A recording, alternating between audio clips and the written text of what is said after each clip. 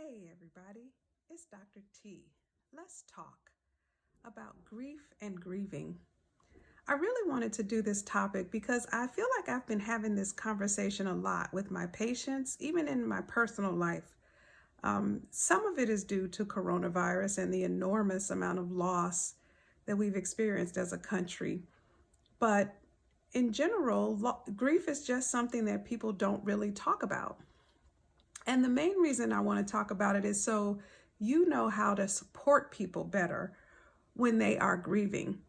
The first kind of point is that grieving is a process that takes a very long time. It's not as it used to be described, 5 stages of grief: anger, bargaining, depression. It's this kind of acute phase where you deal with all of these emotions and then you somehow get to acceptance and you're just fine. No, you're never just fine. When you have lost someone important to you, close to you, who had a meaningful space and place in your life, their loss is felt forever. It is something that every day you have to figure out how to deal with. I like to say it's not going back to normal, which is a phrase that we use far too often because you can't go back. The person isn't coming back. So you have to find a new equilibrium. You have to find, when you're learning how to live with someone, without someone that you love, you have to find a new way of doing things that you have done automatically for sometimes a very long time. And so oftentimes what happens is when a friend or a family member, someone we care about, first loses someone, we rally around them. We give them a couple of weeks of support and nourishment and attention, and then we go back to our everyday lives. And that person is left with a huge void because their everyday life is forever changed. And so when I talk to my patients about grief, I tell them to expect the entire first year to be absolutely horrible, right? Because every day is the first time you're having that day without that person that you love. And that is oftentimes very comforting because usually after a couple of months, I don't want to say that we forget that someone has lost someone near and dear to them, but because we have gone back to our everyday lives, we forget that their everyday life is forever changed. So we start expecting them to act like they used to act. We want them to do the things they used to do and be the way they used to be, but they can't. They don't know how. They are learning to live in a new world that they have never experienced before.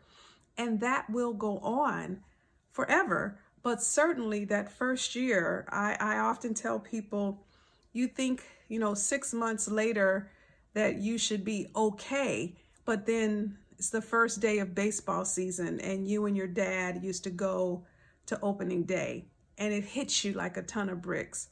Or it's the first Labor Day, it's the first Christmas, it's the first St. Patrick's Day, it's the first Easter, it's the first Saturday that a new store opened in the neighborhood and you used to go flea marketing with that special cousin or that special auntie or that best girlfriend.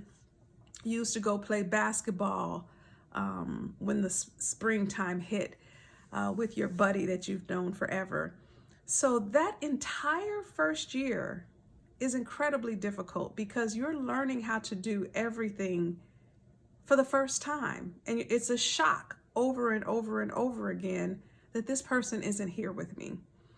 And so we need to have grace and space for that other person to go through that and not expect them to be better just because it's uncomfortable for us to deal with someone who has had a loss and who is struggling. So the first couple of weeks may be awful, but the first couple of months, the first couple of quarters, the first couple of seasons, it's all going to be a challenge. And even if they hide it, it's still a present thing that they have to deal with. So that entire first year is a year of first. Now, the second year is still hard, but you at least have some experience of how you're going to put one foot in front of the other without that person who used to be right by your side.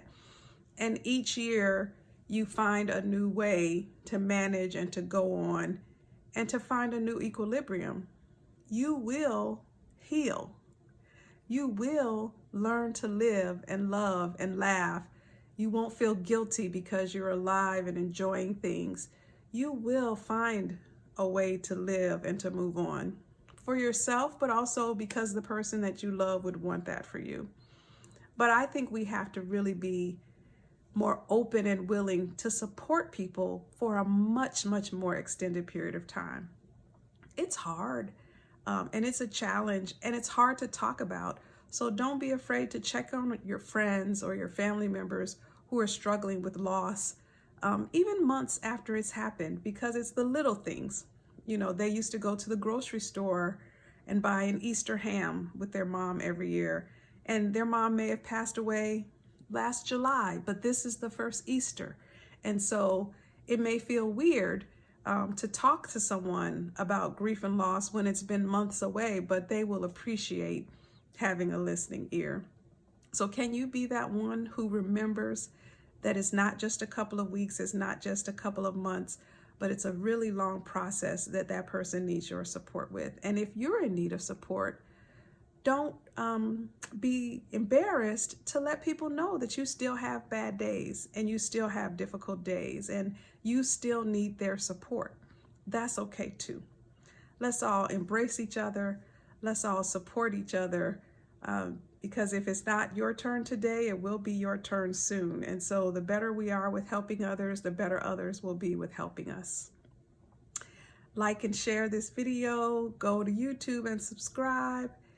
And let me know what you need, what you want to hear, what you want me to talk about. Until next time, I'm Dr. T. Be well.